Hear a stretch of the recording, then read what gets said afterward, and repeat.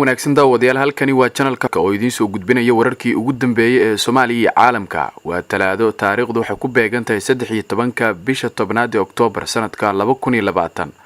Qodobada wararka maanta idin hayna kuwooda ugu waaweyn waxaa kamid ah Ra'iisul Wasaarihii hore ee dalka Xasan Cali Kheyre oo cadeeyay mowqifkiisa ku aadan arrinta badda ee Soomaaliya iyo Kenya iyo ololaha uu ka wado magaalada Nairobi. Madaxweynaha Kenya Uhuru Kenyatta oo si cad uga hor yimid qorshe Mareykanka uu la damacsanaa Soomaaliya. Madaxweyne Xasan Sheekh Maxamuud oo dab ku shiday arrinta doorashada Hirshabelle xilli uu ka hadlay arrin taabanaysa beesha Xawaadle. La taliyihii gaarka ahaa ee xafiiska Ra'iisul Wasaaraha dalka oo shaqadii uga tagay sabab la yaab leh. Madaxweyne Qoorqoor oo si degdeg ah u magacaabay xubno ka mid noqonaya maamulkiisa. xiisad xoogan oo ka taagan maamulka Galmudug iyo xildhibaan waday ololo doorasho oo laga qaaday tallaabo la yaab leh kadib markii laga mamnuucay fadhiyada baarlamaanka ee maamulka Galmudug iyo Al-Shabaab oo xirtay 20 qof oo midkiiba ay ka rabaan lacag gaaraysa $1,500 Mareykanka ah. waa hagaag daawadayaal intaas waxay hayeen qodobadeena wararka maanta kuwooda ugu waaweyn imikana ku soo dhawaada iyagii oo intaas ka faahfaahsan.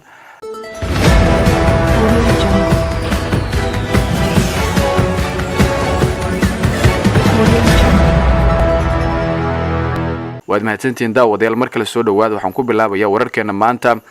Ra'iisul Wasaarihii hore ee dalka Xasan Cali Kheyre waxa uu cadeeyay mowqifkiisa ku aadan arrinta badda ee Soomaaliya iyo Kenya u dhaxaysa iyo ololihiisa magaalada Nairobi.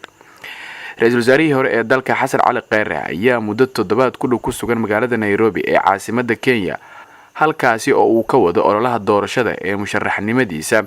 Sida aan ogaanay safarka Kheyre ee Nairobi oo ah mid aan hore loo sii shaacin ayaa la sheegayaa inay qorshihiisa qayb ka tahay dawladda Norway oo saaxiib dhowla Kheyre isla markaana doonayso inay ka taageerto dhinaca dhaqaalaha doorashada maadaama uu murashax yahay. Macluumaadkan helnay ayaa sheegaya in Kheyre uu Nairobi kula kulmay mas'uuliyiin ka tirsan dawladda Kenya iyo Norway iyadoona laga wada hadlay siyaasadda cusub ee Soomaaliya iyo musharaxnimada Kheyre ee doorashada 2020-2021 iyo kaalinta ay ka geysan karaan dawladahan isbahaysiga ah. siyaasiyiin badan ayaa su'aalo ka keenay safarka Kheyre ee Nairobi iyo mowqifkiisa qadiyadda badda oo u muuqda mid uusan wali si toos ah uga hadlin ilaa tan iyo markii uu xilka Ra'iisul Wasaaraha hayay. wararka ayaa sheegaya in murashax Xasan Cali Kheyre aanu doonayn in uu faraha la galo kiiska badda ee Soomaaliya iyo Kenya si aysan u saameyn ololihiisa doorashada, waxaana durba muuqata in mowqifka Kheyre ee qadiyadda badda aanu cadeyn taas oo markaasi dhaawici karta ololihiisa doorashada ee 2020.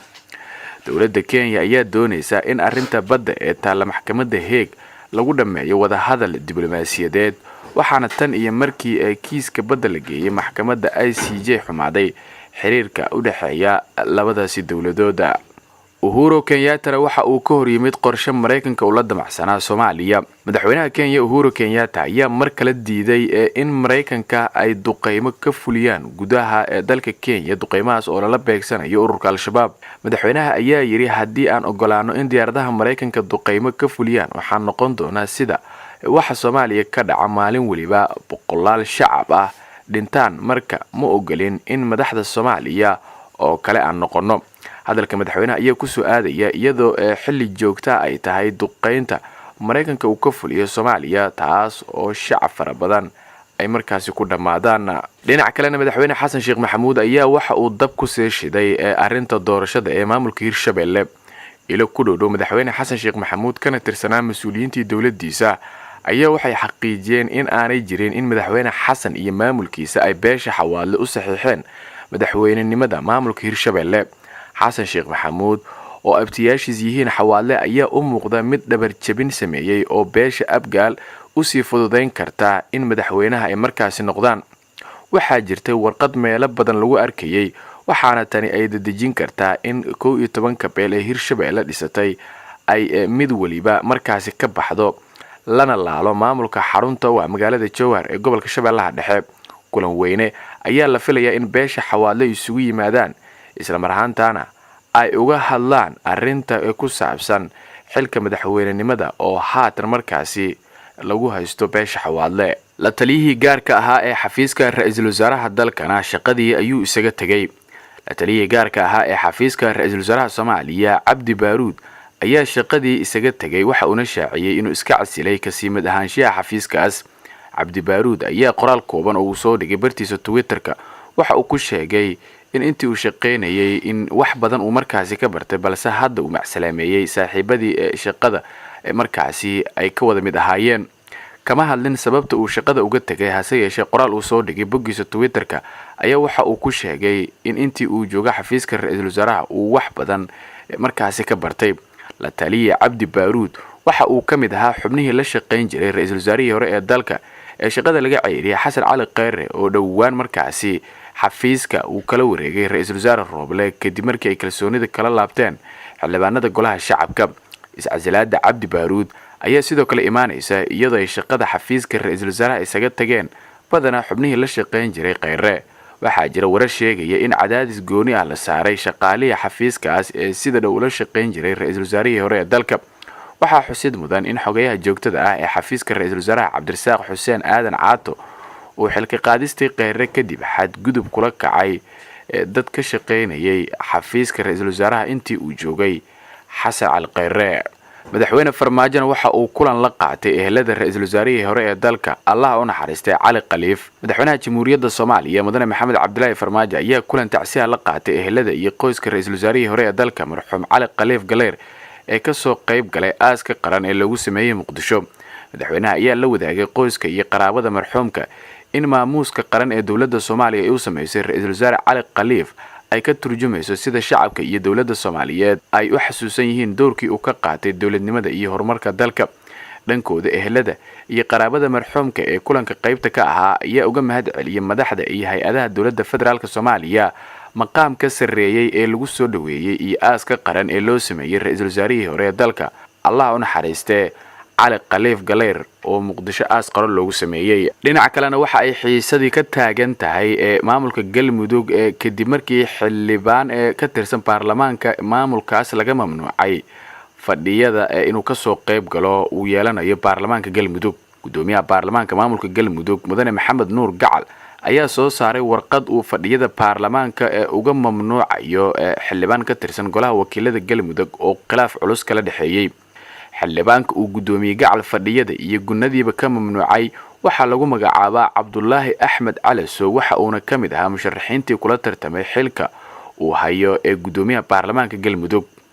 fadhiyada iyo gunada kala fadhiga labaad ayaa laga joojiyay xildhibaan Cabdullaahi Axmed Calasow laga bilaabo 12 Oktoobar 2020 waana in cudurdaar rasmi ah uu u soo gudbiyo fadhiyada koobaad ee golaha ayaa lagu yiri qoraalkan uu ka saxiixan yahay gudoomiye Maxamed Nuur Gacal.